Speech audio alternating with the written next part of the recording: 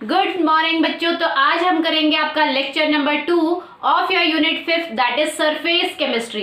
तो बेटा कल के लेक्चर में हमने आपका पढ़ा था कि आपका एब्जॉर्प्शन एंड एब्जॉर्प्शन में क्या डिफरेंस होता है। एब्जॉर्प्शन आपका एक बल्क फिनोमेना है, यानी कि बल्क में आपका क्या कोई भी अदर सब्सटेंस खा जाता है, या मैं कहूँ एक सब्सटेंस के अंदर दूसरा सब्सटेंस कंप्लीटली एंटर होता है और उस सब्सटेंस की क्या होते हैं, यूनिफॉर्म डिस्ट्रीब्यूशन होता है through out the bulk of that substance. दूसरी तरफ अगर हम बात करें एड्जॉर्प्शन की, हम पढ़ चुके हैं कि एड्जॉर्प्शन बेटा आपका सरफेस फिनोमेना है, सिर्फ आपके एक सब्सटेंस के सरफेस पे जो फिनोमेना हो, सरफेस पे जो अटैचमेंट होती है दूसरे सब्सटेंस की, उसको हम एड्जॉर्प्शन कहते हैं। तो बात आती है बेटा कि कई बार आपका ऐसा होता है कि आपके दोनों ही फिनोमेना हो रहे हैं, यानी कि सरफेस पे भी आपके पार्टिकल्स प्रेजेंट है, साथ के साथ बल्क में भी उतने ही ज्यादा पार्टिकल प्रेजेंट है, थोड़े नहीं पूरा बल्क भी आपका पार्टिकल से फिल है, साथ के साथ सरफेस भी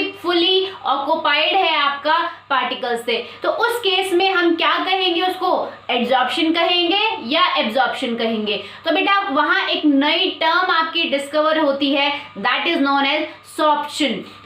तो जब आपका कंबाइंड प्रोसेस हो किसका, एड्जॉर्प्शन का एंड एब्जॉर्प्शन का, तो उस कंबाइंड प्रोसेस को हम बोलते हैं बेटा आपका सॉर्प्शन। नाउ सॉर्प्शन जो वर्ड है इन दोनों से ही बेटा डिस्कवर हुआ है। यहाँ पे देखो, इसको याद करने का तरीका क्या है कि जब आपका एड्जॉर्प्शन और एब्जॉर्प्शन दोनों ही हो रहा, मतलब सरफेस पे भी पार्टिकल ऑक्युपाइड है फुली, साथ के साथ बल्क भी पूरा पार्टिकल से भरा हुआ है, बल्क में भी दूसरे सब्सटेंस की जो एंट्री है, या मैं कहूँ दूसरा सब्सटेंस यूनिफॉर्मली डिस्ट्रीब्यूटेड है, तो उस केस में हमारा जो टर्म आती है वो आती है सॉर्प्शन। सॉर्प्शन बनता है इन दोनों वर्ड से, यहाँ से आपका एड और यहाँ से आपका एब, दोनों ही टर्म, दोनों ही वर्ड जो है, या मैं कहूँ दोनों अल्फाबेट आगे से हटा के वहां आपका एक कॉमन टर्म बनती है, दैट इज सॉर्प्शन। अब बेटा काफी बार ऐसा होता है कि आपका एड्सॉर्बेट जो है वो एड्सॉर्बेंट सरफेस पे ऑक्युपाई कर लेता है, मतलब एड्सॉर्बेंट के सरफेस पे एड्सॉर्बेट आके ऑक्युपाई कर लेता है, उसका सरफेस को पूरे कवर कर लेता है। तो उस केस में काफी बार हमें ऐसा होता, काफी बार ऐसे भी चांसेस आते हैं, ऐसी भी कंडीशन आती है कि आपको एड्सॉर्बेट को रिमूव करना पड़ता है, ठीक है। तो removal of adsorbent from adsorbent is known as desorption. removal of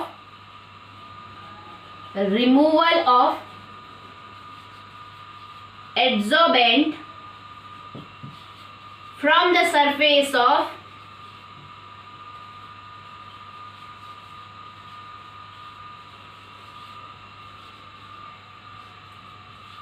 adsorbent is known as desorption.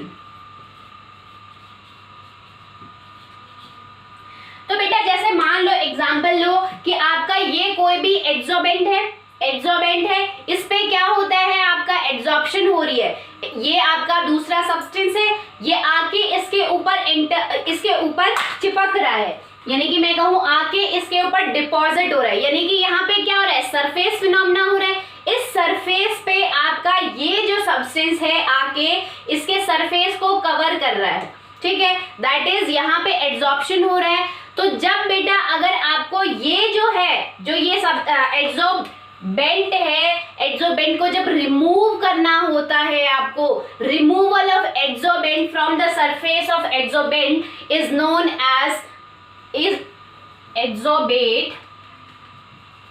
removal of adsorbate from the surface of adsorbent is known as dissorption। ठीक है, काफी केसेस में आपका डिसॉर्प्शन भी होता है, हम देखेंगे कहाँ आपका डिसॉर्प्शन होता है।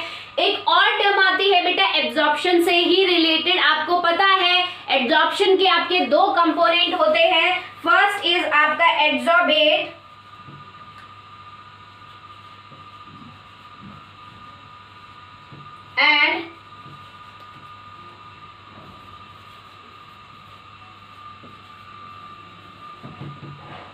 Next is adsorbent. ठीक है, ये आपके दो कंपोनेंट होते हैं। जैसे आपका सोल्यूशन में दो कंपोनेंट होते हैं, one is solute and the next is solvent, ऐसे ही एड्सॉर्प्शन प्रोसेस में भी आपके दो कंपोनेंट होते हैं, एड्सॉर्बेट एंड एड्सॉर्बेंट। एड्सॉर्बेंट आपका वो सरफेस है जिसपे एड्सॉर्बेट आके एब्जॉर्ब होता है या एड्सॉर्बेट आके उसके सरफेस को ऑक्युपाई करता है। यानी कि हम कह सकते हैं कि वो सरफेस या वो सब्सटेंस जो किसी चीज को सोखता है वो आपका कहलाता है एड्सॉर्बेंट, और जो सब्सटेंस आके उस सब्सटेंस पे क्या बोलते हैं, एड्सॉर्बेंट पे आके एब्जॉर्ब होता है उसको हम बोलते हैं आपका एड्सॉर्बेट। तो बेटा आपके दो कंपोनेंट होते हैं। कई बार आपके एग्जाम में पूछ लिया जाता है कि पॉजिटिव एड्सॉर्प्शन क्या होता है और नेगेटिव एड्सॉर्प्शन क्या होता है। कुछ भी ज्यादा उनमें इतना ज्यादा रॉकेट साइंस नहीं है उसको पढ़ने के लिए। पॉजिटिव एड्सॉर्प्शन क्या होता है वो देखो, पॉजिटिव एड्सॉर्प्शन। बेटा पॉजिटिव एड्सॉर्प्शन का मतलब होता है कि ओरिजिनली जैसे एड्सॉर्प्शन आपका टेक प्लेस होता है, जैसे हमारा एड्सॉर्प्शन कैसे होता है कि मान लो ये आपका एड्सॉर्बेंट है और इस पे आगे आपका क्या आ गया है, एड्सॉर्बेट आगे इसके सरफेस को ऑक्युपाई कर लिया है। ठीक है, यानी कि यहाँ पे आपका क्या है, यहाँ पे आपका क्या है, एड्सॉर्बेट की कंसंट्रेशन हम कह सकते हैं the concentration of adsorbate is more on the surface of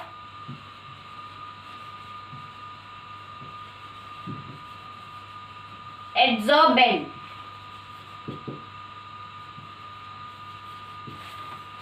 than that of that in the bulk।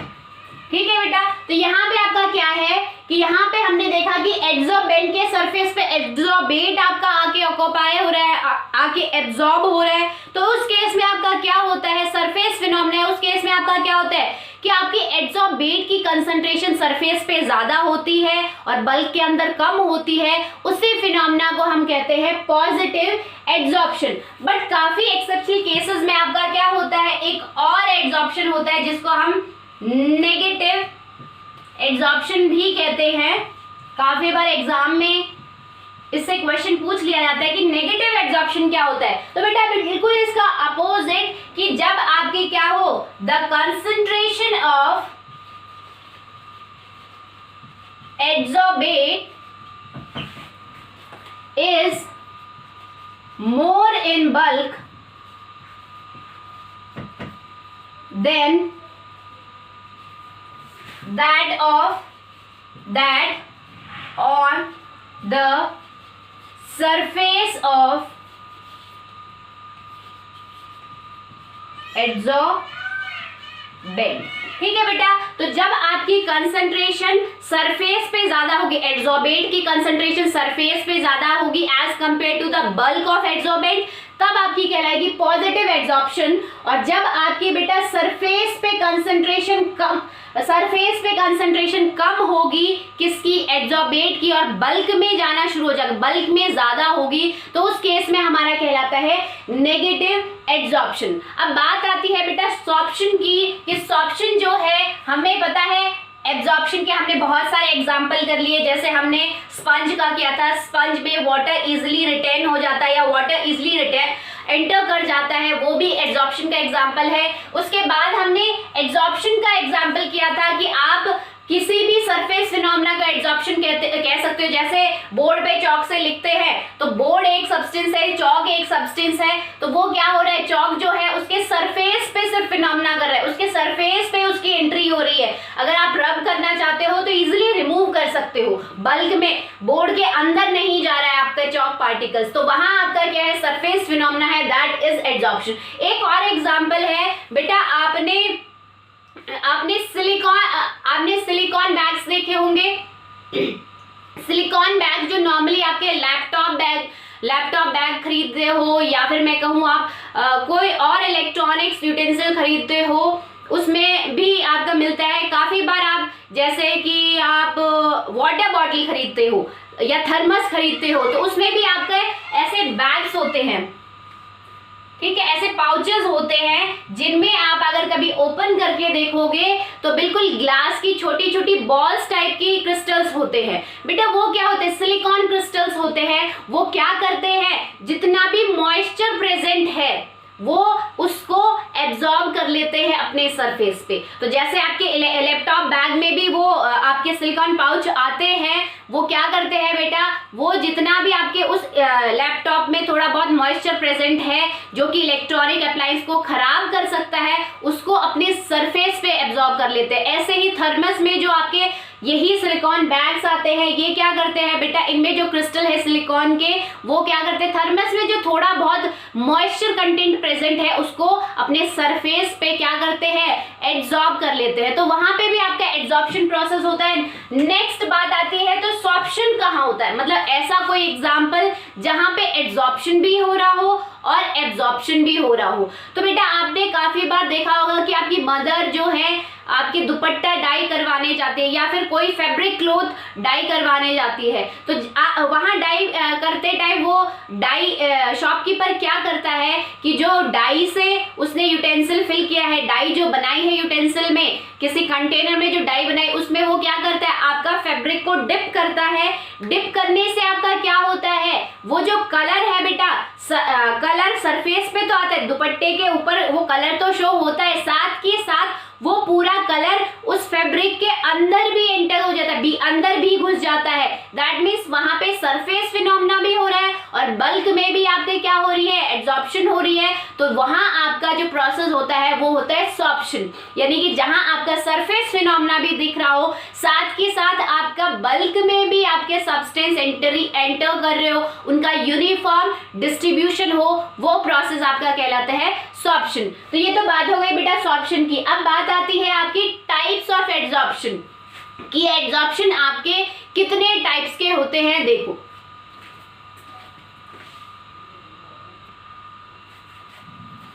बेटा नेक्स्ट हम बात करते हैं टाइप ऑफ एब्जॉर्प्शन की। तो depending upon the force of attraction between the absorbent and absorbent, आपके जो absorption है बेटा दो टाइप के होते हैं। Depending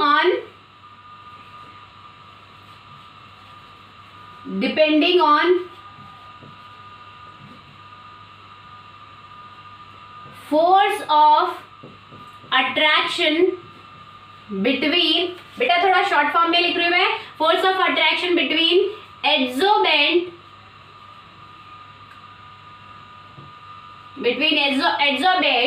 and absorbent. आपके जो टाइप एब्जॉर्प्शन है वो दो टाइप के होते हैं। First one is physical absorption, and the second one is chemical absorption.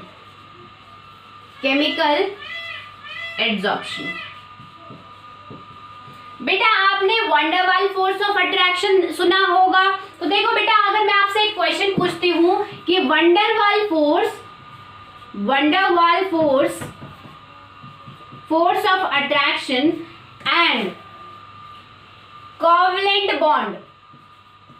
Bond आपने देखा होगा, मतलब ऐसा बॉन्ड जिसमें आपके शेयरिंग ऑफ इलेक्ट्रॉन्स होते हैं, ठीक है, तो वो भी एक टाइप का अट्रैक्टिव बॉन्ड ही है, फोर्स ऑफ अट्रैक्शन होती है उसमें। तो अगर मैं आपसे एक क्वेश्चन पूछूं कि वंडरवाल फोर्स ऑफ अट्रैक्शन और कोवलेंट बॉन्ड में से किसके बीच में ज्यादा फोर्स ऑफ अट्रैक्शन है, या मैं कहूं कौन ज्यादा स्ट्रॉन्ग बॉन्ड फॉर्म करता है, तो बेटा आप लोगों ने पढ़ चुका होगा, सब जानते हैं कि जो वंडरवाल फोर्स ऑफ अट्रैक्शन है वो सबसे ज्यादा वीकेस्ट फोर्स ऑफ अट्रैक्शन होता है, और covalent as compare to van der Waals force of attraction, इसमें जो बॉन्डिंग होती है वो स्ट्रॉन्ग बॉन्डिंग होती है, या स्ट्रॉन्ग बॉन्ड फॉर्म करता है, while van der Waals force of attraction एक वीक बॉन्ड फॉर्म करता है। ठीक है बेटा, तो देखो कोवलेंट बॉन्ड स्ट्रॉन्ग क्यों फॉर्म करता है। कोवलेंट बॉन्ड क्या होता है, ऐसे रिएक्टेंट के बीच में होता है, ऐसे एलिमेंट्स के बीच में होता है जिसमें दोनों को ही इलेक्ट्रॉन्स की रिक्वायरमेंट होती है, मतलब दोनों अपने इलेक्ट्रॉन्स को शेयर करके दोनों एक दूसरे को स्टेबल बनाते हैं, ठीक है। तो कोवलेंट बॉन्ड स्ट्रांग होता है as compare to van der Waals force of attraction. तो फिजिकल एड्सॉर्प्शन जो प्रोसेस है उसमें बेटा आपका होता है wonder Waals force of attraction, यानी कि जो आपका एग्जॉर्बेट है और जो आपका एड्सॉर्बेंट है,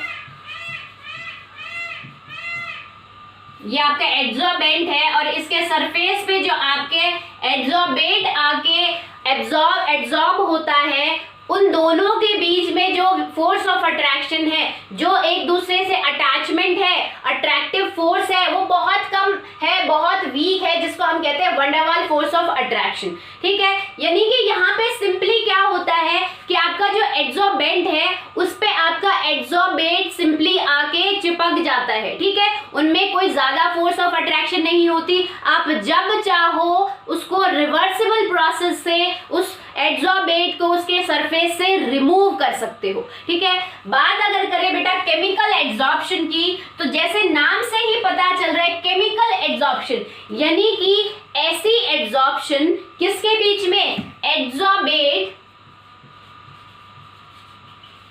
और एड्सॉर्बेंट के बीच में एक ऐसी फोर्स ऑफ अट्रैक्शन या एक ऐसा बॉन्ड जो कि फॉर्म हुआ है बाय केमिकल रिएक्शन, ठीक है। यानी कि एड्सॉर्बेट और एड्सॉर्बेंट में कुछ केमिकल रिएक्शन होती है, या मैं कहूँ कुछ अटैचमेंट होती है, कुछ शेयरिंग ऑफ इलेक्ट्रॉन होती है। इस वजह से इन दोनों के बीच में जो फोर्स ऑफ अट्रैक्शन होती है वो स्ट्रांग होती है और कौन सा बॉन्ड फॉर्म करती है, कोवलेंट बॉन्ड फॉर्म करती है। बट यहाँ पे आपका फिजिकल एड्सॉर्प्शन में कुछ भी नहीं होता, कोई केमिकल बॉन्ड फॉर्मेशन नहीं होता एड्सॉर्बेट और एड्सॉर्बेंट के बीच में। सिंपली आपके एड्सॉर्बेंट के सरफेस पे आपका एड्सॉर्बेट आके सिंपली चिपक जाता है। फॉर एग्जांपल अगर हम बात करें बेटा कि आप जब वुड को क्या बोलते हैं वाटर में डिप करते हो, तो ऑटोमेटिकली आपका वुड जो है, वुड के ऊपर एक लेयर आ जाती है किसकी, वाटर की, ठीक है। तो वो क्या है, वहां कोई आपकी वाटर और वुड के बीच में रिएक्शन नहीं हुई है, सिंपली फिजिकल मेथड से आपने क्या किया है, वुड के ऊपर एक वाटर की लेयर डाल दी है। वाटर जो है किसी भी सब्सटेंस के ऊपर इजीली लेयर फॉर्म कर सकता है without involving in chemical reaction, ठीक है बेटा। तो जैसे आप कोई प्लास्टिक की बॉटल भी डिप कर रहे हो, वहां पे भी वाटर की लेयर आ जाती है उसके ऊपर, या गीला कर जाती है वाटर उसको, या पेपर डिप कर रहे हो वहां पे भी, तो वहां पे आपका क्या हो रहा है, फिजिकल प्रोसेस हो रहा है, ठीक है। एक weak van der Waals force of attraction बन रही है बिटवीन एड्सॉर्बेट एंड एड्सॉर्बेंट, वहां कोई केमिकल रिएक्शन नहीं हो रही। बट केमिकल एड्सॉर्प्शन में जैसे नाम से ही पता चल रहा है, क्योंकि वहां एक केमिकल रिएक्शन ऑकर हो रही है, तो उनमें एक केमिकल बॉन्ड बन रहा है किसके बीच में, एड्सॉर्बेट और एड्सॉर्बेंट के बीच में, जिसको हमने कहा है कोवलेंट बॉन्ड, जो कि आपका एक स्ट्रॉन्ग बॉन्ड होता है। यानी कि एड्सॉर्बेट और एड्सॉर्बेंट के बीच में केमिकल एड्सॉर्प्शन में क्या होता है, एक स्ट्रॉन्ग फोर्स ऑफ अट्रैक्शन होता है, ठीक है। नेक्स्ट अगर बात करें कि फिजिकल एड्सॉर्प्शन को हम बेटा फिजॉर्प्शन भी बोलते हैं, फिजॉर्प्शन, ठीक है। फिजॉर्प्शन में क्या होता है, फिजिकल एड्सॉर्प्शन, ठीक है। इन दोनों वर्ड्स को ही कंबाइन करके एक नया वर्ड बनाया है फिजॉर्प्शन, ठीक है। काफी बुक्स में दिया हुआ है, काफियों में नहीं दिया हुआ है। नेक्स्ट अगर बात करें केमिकल एड्सॉर्प्शन की, तो इन दोनों वर्ड्स को मिलकर बनाया है एक word that is known as chemisorption, chemisorption, ठीक है। तो जब आपका क्या हो, केमिजॉर्प्शन मींस जहां आपकी केमिकल एड्सॉर्प्शन हो रही हो, तो दोनों में बेटा डिफरेंस अच्छे से याद करो। काफी बार थ्योरेटिकल क्वेश्चन आपसे पूछ लिया जाता है कि आपके फिजिकल एड्सॉर्प्शन और केमिकल एड्सॉर्प्शन में क्या है, तो वो आपका सिंपली यहीं से आपको पता चलेगा कि आपका क्या है, फिजिकल एड्सॉर्प्शन में सिर्फ फिजिकल एक लेयर आती है, फिजिकल अटैचमेंट होती है with a weak van der Waals force of attraction between the adsorbate and adsorbent, ठीक है। बट यहाँ एक केमिकल बॉन्ड फॉर्म होता है, एक कोवलेंट बॉन्ड फॉर्म होता है, एक स्ट्रॉन्ग बॉन्ड फॉर्म होता है, किसमें, केमिकल एड्सॉर्प्शन में। तो बेटा ये जो कंसेप्ट है ये एक अमेरिकन साइंटिस्ट ने दिया था जिसका नाम था इरविंग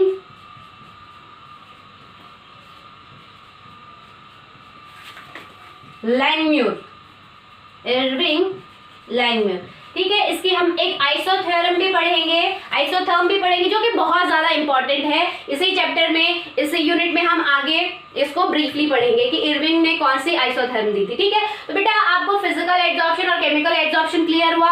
अब जो मोस्ट इंपॉर्टेंट है, जो मोस्टली पूछा जाता है, that is the difference between the physical adsorption and chemical adsorption. ठीक है, तो देखो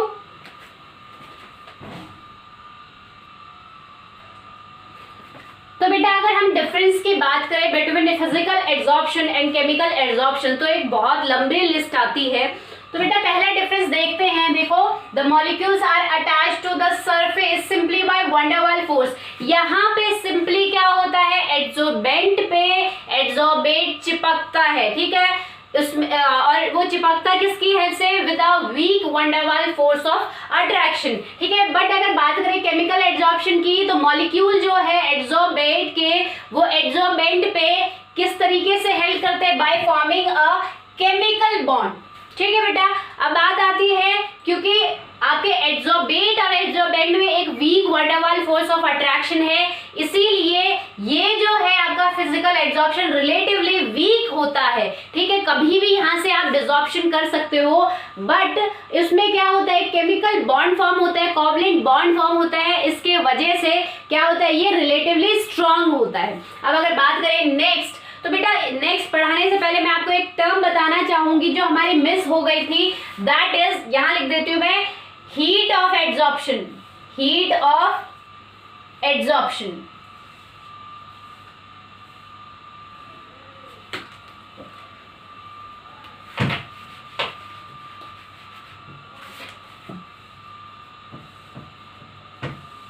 हीट ऑफ एड्सॉर्प्शन। तो बेटा हमने देखा था कि जब आपके सरफेस मॉलिक्यूल, क्योंकि उनके पास अनबैलेंस फोर्स होती है, चारों तरफ से वो इक्वल फोर्स से नहीं घिरे होते, इसलिए जब भी पार्टिकल, ये सरफेस मॉलिक्यूल है, इस साइड से घिरा है, यहाँ से, नीचे से, बट ऊपर यहाँ इसके ऊपर कोई फोर्स एक्ट नहीं कर रहा। ठीक है, बैलेंसिंग फोर्स कोई एक्ट नहीं कर रहा इनके बराबर। तो जब भी कोई अदर पार्टिकल आता है, तो ये इसको क्या करता है, अट्रैक्ट करता है, इसको एब्जॉर्ब करने की कोशिश करता है, in order to balance its unbalance force of attraction between the molecule. तो वहां पे आपका क्या होता है कि जब आपका ये फोर्स ऑफ अट्रैक्शन, इन दोनों के बीच में जब फोर्स ऑफ अट्रैक्शन होती है, मतलब ये जो आपका सरफेस मॉलिक्यूल है जब बॉन्ड बनाने की कोशिश करता है, तो वहां पे आपका क्या होता है, बॉन्ड बनाने के बाद वो स्टेबल होने के लिए लॉट्स ऑफ एनर्जी इवॉल्व करता है in the form of heat, और उसी हीट को हम कहते हैं हीट ऑफ एड्सॉर्प्शन। ठीक है बेटा, और अगर इसकी मॉडिफाइड डेफिनेशन की बात करें, तो देखो बेटा, जब आपका 1 मोल ऑफ एड्सॉर्बेट का जब 1 मोल जाके एड्सॉर्ब हो जाता है एड्सॉर्बेंट सरफेस पे, तो उसको हम कहते हैं हीट ऑफ एड्सॉर्प्शन। ठीक है, जब आपका अट्रैक्शन हो रही, जहां पे भी फोर्स ऑफ अट्रैक्शन होती है, एनर्जी इवॉल्व आउट होती है in the form of heat, और उसी को हम हीट ऑफ एड्सॉर्प्शन कह रहे हैं। ठीक है, तो अब अगर बात करें फिजिकल एड्सॉर्प्शन और केमिकल एड्सॉर्प्शन के हीट ऑफ एड्सॉर्प्शन में क्या डिफरेंस है, तो देखो बेटा, हीट ऑफ एड्सॉर्प्शन जो है इस केस में लो है। क्यों लो है, क्योंकि यहाँ पे फोर्स ऑफ अट्रैक्शन भी लो है। कौन सा, van der Waals force of attraction. तो जब फोर्स ऑफ अट्रैक्शन कम होगा तो एनर्जी भी कम इवॉल्व होगी in the form of heat, और वो किस रेंज में लाई कर रहा है, 20 to 40 किलो जूल पर मोल। मतलब हर एक मोल जब आपका एब्जॉर्ब हो रहा है इस सरफेस पे, जब हर एक मोल 1 मोल ऐसे करके एब्जॉर्ब हो रहा है इस सरफेस पे, तो आपके 20 to 40 kilo joule heat energy निकल रही है पर मोल के हिसाब से। ठीक है, अब वहां अगर बात करें बेटा, क्योंकि वहां स्ट्रॉन्ग फोर्स ऑफ अट्रैक्शन है बिटवीन एड्सॉर्बेट एंड एड्सॉर्बेंट, तो वहां पे आपका क्या है, heat of adsorption is high, very high. इसके वजह से क्या है, उसकी रेंज जो है 40 to 200 किलो जूल पर मोल के हिसाब से आती है। नेक्स्ट अगर बात करें बेटा, ये जो प्रोसेस है रिवर्सिबल है, आपका फिजिकल एड्सॉर्प्शन जो है रिवर्सिबल है। क्यों, क्योंकि आप जब चाहो वहां आप एड्सॉर्बेंट के ऊपर से एड्सॉर्बेट की लेयर हटा सकते हो, क्योंकि तो बेटा अगर रिवर्सिबल की बात कर रहे थे हम, तो देखो फिजिकल एब्जॉर्प्शन कर रहे हो, जैसे मैंने अभी आपको एग्जांपल बताया था, वुड को अगर आप वाटर में डिप करते हो तो वुड वाटर जो है वुड के ऊपर एक पतली सी लेयर बना लेता है। उस लेयर को अगर आप थोड़ी देर धूप में रख देते हो, उस वुड को धूप में रख देते हो, जो आपकी वेट वुड है उसको अगर आप धूप में रख देते हो तो ऑटोमेटिकली आपका वाटर जो है इवेपोरेट हो जाता है। तो फिजिकल एब्जॉर्प्शन में आप इजीली इस प्रोसेस को रिवर्स कर सकते हो, इजीली उसका सॉर्प्शन कर सकते हो। अब अगर बात की जाए आपकी केमिकल एब्जॉर्प्शन की बेटा, तो केमिकल एब्जॉर्प्शन एक इरिवर्सिबल प्रोसेस है। कैसे?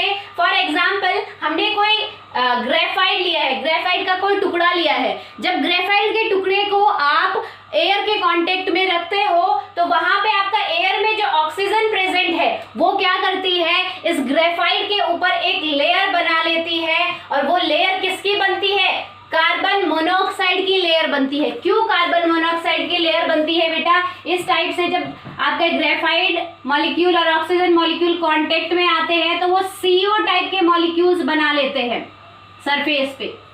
ठीक है बेटा, तो अगर आप CO क्यों बनाते हैं? क्योंकि ग्रेफाइट एक फॉर्म ऑफ कार्बन है, graphite is a form of carbon, और जब वो ऑक्सीजन के साथ रिएक्ट करता है तो कार्बन मोनोऑक्साइड बना लेता है। ठीक है, बट जब आप एक्सेस ऑक्सीजन करते हो तब वहां और रिएक्शन होती है। अगर आप little amount of oxygen provide कर रहे हो तो वहां पे आपकी कार्बन मोनोऑक्साइड बनती है। तो वहां पे अगर आप यहाँ डिसॉर्प्शन करते हो तो आपका क्या होगा? ग्रेफाइट तो फिर भी ग्रेफाइट ही रहेगा, बट यहाँ पे जो ये ऊपर जो गैस की लेयर सेपरेट होगी वो होगी कार्बन मोनोऑक्साइड की। यानी कि यहाँ पे देखो आप दे रहे थे ऑक्सीजन, बट अगर आप इससे सेपरेट आउट करोगे तो कार्बन मोनोऑक्साइड के फॉर्म में आपकी गैस सेपरेट होगी, ना कि ऑक्सीजन के फॉर्म में। तो हम कह सकते हैं कि आपका जो केमिकल एब्जॉर्प्शन प्रोसेस है वो एक इरिवर्सिबल प्रोसेस है। यानी कि अगर आप उसको सेपरेट भी करोगे तो आपके जो पहले जो सब्सटेंस, 2 सब्सटेंस थे, आपको उस फॉर्म में नहीं मिलेंगे, आपको एक अलग ही केमिकल सब्सटेंस फॉर्म होके मिलेगा। क्यों मिलेगा? क्योंकि उन दोनों में आपकी क्या हो गई? केमिकल रिएक्शन हो गई, स्ट्रॉन्ग बॉन्ड हो गया है। तो स्ट्रॉन्ग बॉन्ड को तोड़ना इतना आसान नहीं होता, इसीलिए बेटा केमिकल एब्जॉर्प्शन आपकी क्या होती है? इरिवर्सिबल प्रोसेस होती है। नेक्स्ट अगर हम बात करें बेटा तो आपकी फिजिकल एब्जॉर्प्शन में क्या होता है? सिंपली आपकी एड्सॉर्बेंट पे एड्सॉर्बेट की लेयर आके डिपॉजिट होती रहती है। कैसे? जैसे आपने वुड को वाटर में डिप किया था तो आपका क्या हो गया? वुड डिप करके आपने निकाला तो वुड हल्की सी गीली हो गई, बट जैसे ही आप उसको थोड़ी देर और डिप करके रखते हो तो आपने देखा होगा वो गीलापन जो है वाटर का वो थोड़े नीचे तक चला जाता है। वहां क्या हो रहा है? वाटर जो है वुड पे लेयर्स बना रहा है। ठीक है, वाटर जो है वुड पे लेयर्स के फॉर्म में डिपॉजिट होता जा रहा है। यानी कि हम कह सकते हैं फिजिकल एब्जॉर्प्शन में मल्टी लेयर फॉर्म होती है एड्सॉर्बेट की। बट यहाँ अगर बात करें बेटा इस केस में केमिकल एब्जॉर्प्शन में सिर्फ मोनो लेयर फॉर्म होती है, और जैसे ही एक लेयर एड्सॉर्बेंट पे डिपॉजिट हुई उसके बाद एड्सॉर्प्शन प्रोसेस कम होता जाता है, बिल्कुल कम होता जाता है। ठीक है, एक लेयर फॉर्म होने के बाद क्यों कम होता जाता है? क्योंकि उसका सरफेस ऑलरेडी एड्सॉर्बेट से ऑक्यूपाई हो गया है, तो वो क्या हो गया? वो प्रोसेस वहीं रुक जाता है, मल्टी लेयर फॉर्म नहीं करता आपका एड्सॉर्बेट। नेक्स्ट अगर बात करें, it is not specific in nature. Physical absorption जो है बेटा स्पेसिफिक नहीं होता। क्यों स्पेसिफिक नहीं होता?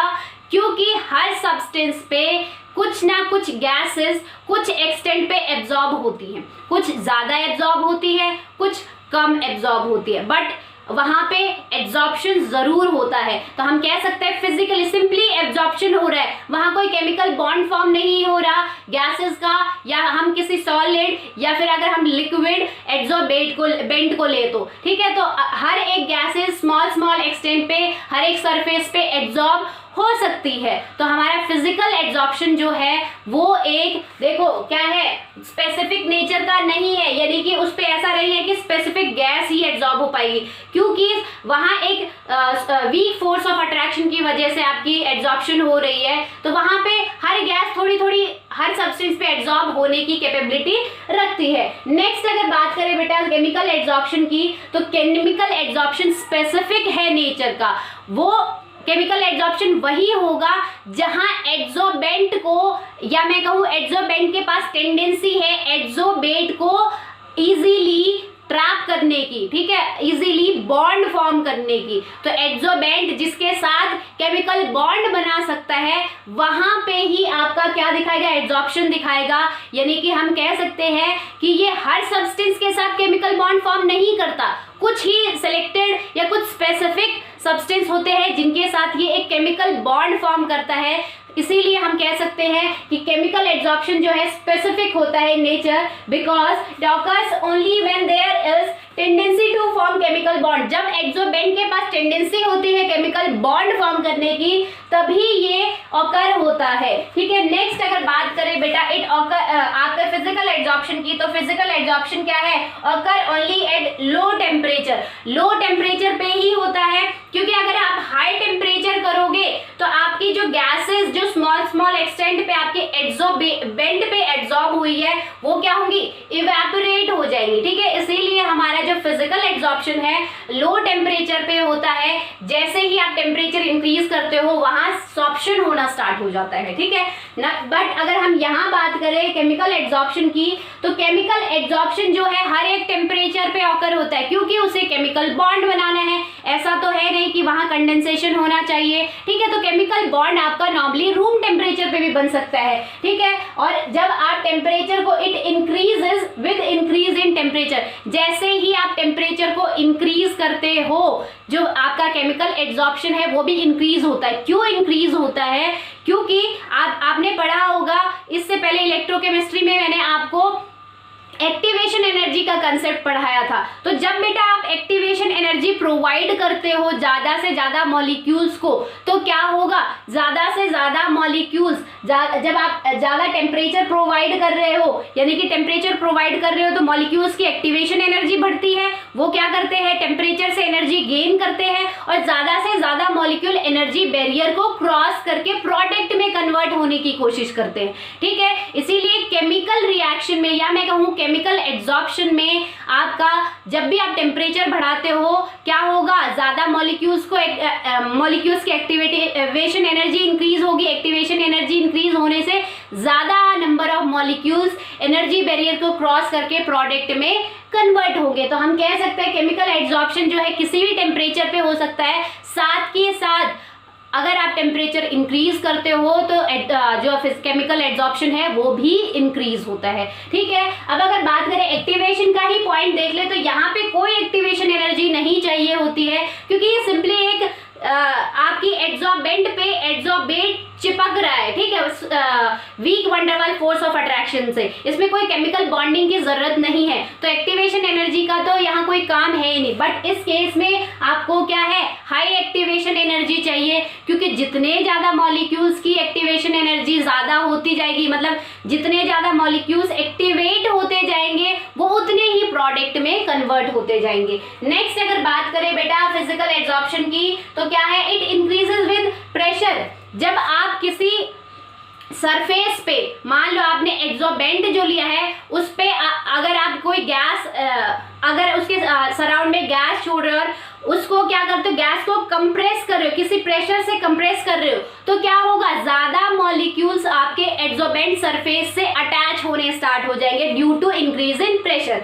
बट जैसे ही आप प्रेशर वहां से डिक्रीज करना स्टार्ट करते हो, तो डिक्रीज जब प्रेशर करोगे, प्रेशर हटाना शुरू करोगे, तो दोबारा से जो मॉलिक्यूल है, गैस के मॉलिक्यूल एड्सॉर्बेंट सरफेस से क्या करेंगे, फ्री होके मूव करने लगेंगे, यानी कि वहां पे डिसॉर्प्शन होगा। तो जब प्रेशर इंक्रीज करोगे तो फिजिकल एड्सॉर्प्शन इंक्रीज होता है, बट जैसे ही प्रेशर आप डिक्रीज करोगे, प्रेशर रिलीज करोगे, वहां डिसॉर्प्शन होता है। नेक्स्ट अगर बात करें केमिकल एड्सॉर्प्शन में भी बेटा, जैसे ही आप प्रेशर को इंक्रीज करते हो, तो जैसे ही प्रेशर को इंक्रीज करोगे ज्यादा मॉलिक्यूल्स पास आने लगेंगे, उनमें केमिकल बॉन्ड बनना शुरू होगा, ठीक है। तो वहां पे भी आपका क्या होगा, प्रेशर इंक्रीज करने से केमिकल एड्सॉर्प्शन इंक्रीज होती है, बट प्रेशर डिक्रीज करने से कोई इफेक्ट नहीं होता, क्योंकि अगर थोड़ा बहुत आप प्रेशर डिक्रीज भी कर देते हो तो जो केमिकल बॉन्ड ऑलरेडी फॉर्म हो चुके हैं, क्योंकि वो कोवलेंट बॉन्ड है, स्ट्रॉन्ग बॉन्ड है, तो वो थोड़े से प्रेशर को रिलीज करने से आसानी से टूटने वाले नहीं है। उसके लिए आपको बहुत ज्यादा प्रेशर इंक्रीज करना पड़ेगा ताकि वो इजीली सेपरेट हो सके। ठीक है बेटा, तो बात अगर हम केमिकल एड्सॉर्प्शन की करें तो ये प्रेशर जब आप इंक्रीज करते हो तो एड्सॉर्प्शन इंक्रीज होता है, बट जैसे ही प्रेशर रिलीज करते हो, प्रेशर डिक्रीज करते हो तो उसका कोई इफेक्ट नहीं पड़ता केमिकल एड्सॉर्प्शन का। अब अगर हम एग्जांपल देखें बेटा फिजिकल एड्सॉर्प्शन की, तो बेटा आपने देखा होगा चारकोल आपने देखा है, तो आपने देखा होगा कि चारकोल के सरफेस पे आपका इस टाइप का चारकोल है, उसके सरफेस पे बहुत सारी गैसेस एब्जॉर्ब होती रहती हैं। ठीक है, वो अंदर नहीं जाती चारकोल के, सिर्फ चारकोल के सरफेस पे ही एब्जॉर्ब होती। काफी बार चारकोल आपका मॉइस्चर भी एब्जॉर्ब कर लेता है। फॉर एग्जाम्पल अगर आपने लकड़ी जलाते हो तो जो कोयला आपका निकलता है बेटा वो एक चारकोल का ही टाइप है। ठीक है, तो वो कोयला जो है आपका गैसेस जो है एटमॉस्फेयर में से कुछ थोड़ी स्मॉल एक्सटेंट पे गैसेस को एब्जॉर्ब करता रहता है। तो वो सिंपली क्या हो रहा है, वहां पे फिजिकल एब्जॉर्प्शन हो रही है, कोई केमिकल बॉन्ड फॉर्म नहीं हो रहा है वहां पे।